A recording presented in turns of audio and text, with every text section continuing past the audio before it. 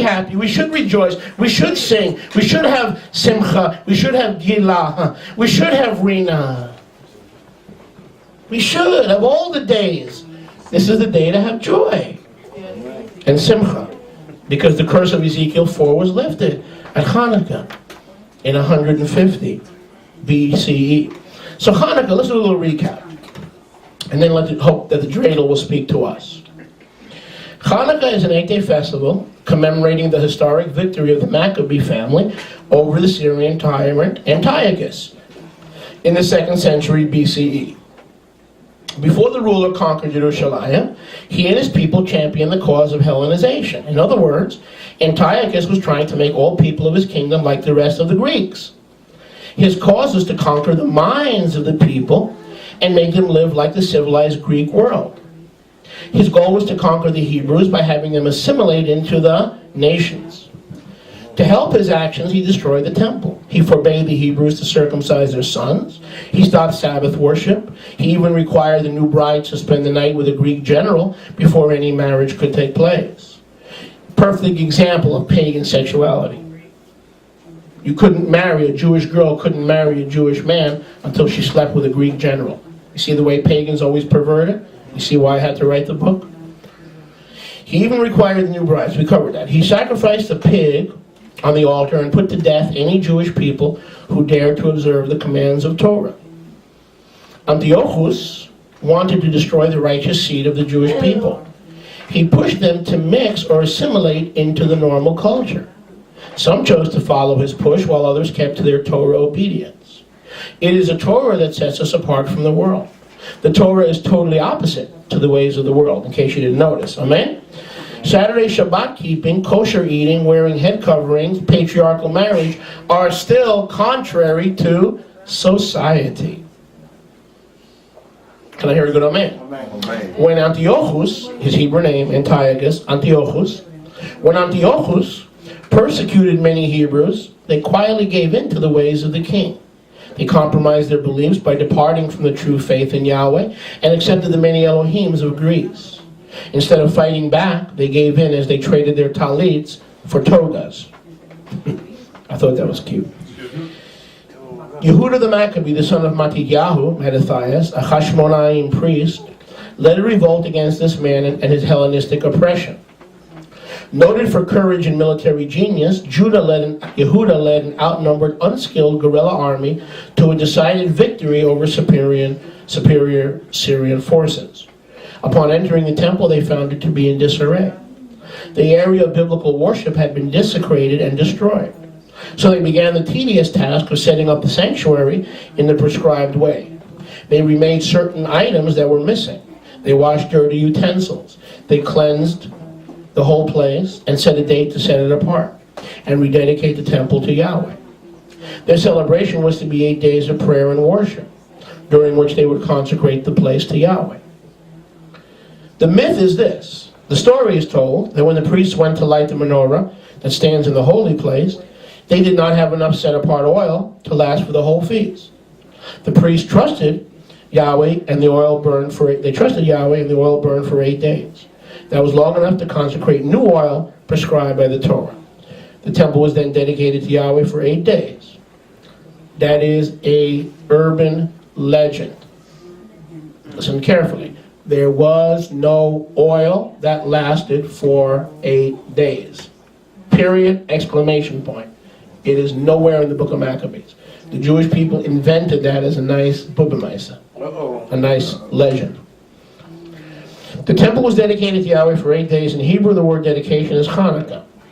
It is from these events that we have the festival of rededication, or Chanukah, celebrated by the Jewish people for over 2,000 years. Chanukah was even observed by our Moshiach Yahshua. So just quickly turn with me to Yochanan 10. Sister Cecile read it earlier, but go to Yochanan 10 and 22. You'll see Chanukah directly mentioned in the Brit Chadashah. Yochanan 10:22. So next time ask a Jewish person, where in the Bible is Chanukah mentioned? Oh, of course, it's in the Torah. No, it ain't. The only part of the Bible where Chanukah is mentioned is in the Besorah of Yochanan. Most Jewish people don't know that. Yochanan, most Christians don't know that. Welcome to religion. Yochanan 10:22, and it was in Yerushalayim at Chanukah, and it was winter.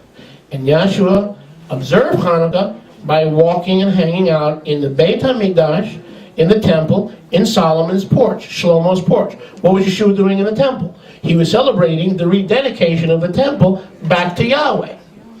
Where else would Yeshua be? The King Jimmy calls it the Feast of Dedication. So when the Christians read the Feast of Dedication, they go, who's on first? When a Jew or an Israelite reads the Feast of Dedication, they know it's Hanukkah. That's the only thing called the Feast of Dedication. Yehuda the Maccabee had become a popular folk hero, a symbol of great religious freedom and national liberation. The hero of Hanukkah plays poems and songs, and is considered a type of the Jewish warrior in modern Israel, symbolizing many military victory over great odds. The name Maccabee means to hammer, a symbol of Yehuda's might and the power of the Israeli army. A special 9-branch Chanukah menorah, seen behind me, has been created to symbolize the miracle of oil. But we know it's more actually the 8 days of Chanukah patterned after Sukkot. Yehuda patterned it after Sukkot. One candle is traditionally lit each night.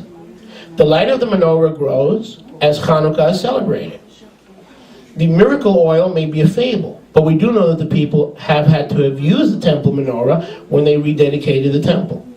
From the miracle of the oil comes the tradition of lighting 9-branched Chanukiahs and eating fried foods like potato latkes, pancakes. Gifts are exchanged. We have gifts for all the children today. I said we have gifts for all the children today. All right.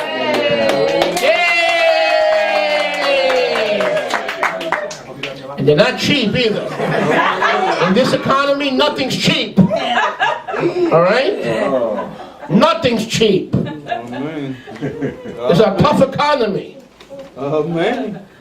Amen. Got that right. The dreidel is gifts are exchanged, and chocolate coins in golden foil called gelt are used at this time. And some of us like chocolate gelt more than others. Oh, yeah. And I'm not looking at anybody. Look over here.